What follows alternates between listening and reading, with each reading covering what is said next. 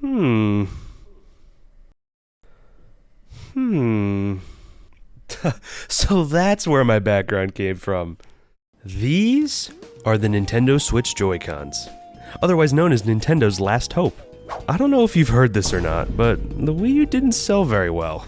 And during that generation, things weren't looking so good for Nintendo. Then, all of a sudden, rumors began floating around of a new Nintendo console that has detachable controllers? It was definitely a bizarre idea. And on October 20th, 2016, Nintendo revealed their next home console, the Nintendo Switch. And a few months later, Nintendo held a presentation giving even more details on this Switch, as well as more information on these weird new controllers. What were they called, by the way? The Joy-Con? What? It's a weird name. Joy-Con? Joy-Con? What does that even mean? I've seen other people online claim it stands for things like Joy Controller, Joystick and Controller, or some other weird amalgamation of the words. But personally, I think it means exactly as it sounds. There's Joy, because I get to play all these video games with them. And then there's Con, because I actually have to use these things. The Joy-Con released alongside the Nintendo Switch on March 3rd, 2017. At the time, it was released in two color options, gray and neon red and blue. And of the two, I got the gray variant on launch day. But what makes these controllers so great? Well, for starters, the Joy-Con has a pretty novel concept. While they certainly weren't the first of their kind, they're still pretty cool. The fact that I can rip this thing off its side and hand it to a friend to play some video games with will never not be convenient. And this unique concept gives the user so many ways to play. You can play them like this, like this, like this, like this, and even like this. Another great thing about the Joy-Con is all the technology they have. Detailed further in the 2017 Switch presentation, these tiny guys are jam-packed with all sorts of technology. They have the HD Rumble feature, which admittedly is just rumble, but I bet I can tell you how many balls are in this box. Okay. Hey, no peeking.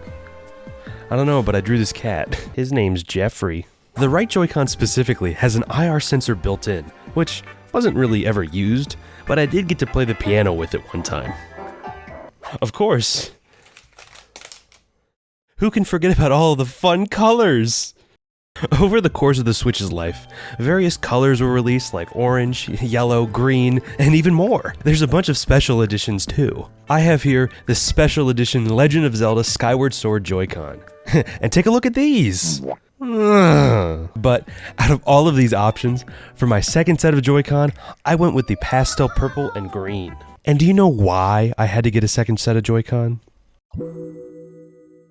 I was unfortunately a victim of stick drift, and there's many others like me. For those not in the loop, stick drift causes your sticks to, well, drift. Sometimes it's real subtle, and other times, well... This became such a problem that a class action lawsuit was filed against Nintendo, and they eventually ended up offering free repairs for affected controllers. The worst part was that a DIY fix was found, and it was genuinely as simple as putting a piece of cardboard behind the joystick. It's the simple design decisions Nintendo made that makes these controllers so dreadful. Let me rattle off a few. I present to you the D-pad. It's 4 buttons on the Joy-Con instead of its usual plus sign. Ew. And furthermore, the Joy-Con strap, otherwise known as the thing that's really easy to put on the wrong way, and in doing so, permanently joins it and the Joy-Con together. Forever. Ew! And even furthermore, like I've said in many other videos, can't take it anymore. These things are way too small for my hands. These things are just way too small for my hands. Like, I get it. These hands don't scream regular. But I'm close enough. After a while of playing with these things, my hands just start to cramp up. This happens even more so when I have to play with the Joy-Con on its side. I can barely get my finger to curl around to press the SL and SR buttons. There's so many other negative things I can talk about when it comes to the Joy-Con. But does it even matter? I mean, does it really do any good to hate on the Joy-Con? I've spent countless hours with these little guys in my hand. I've made so many memories of my favorite games.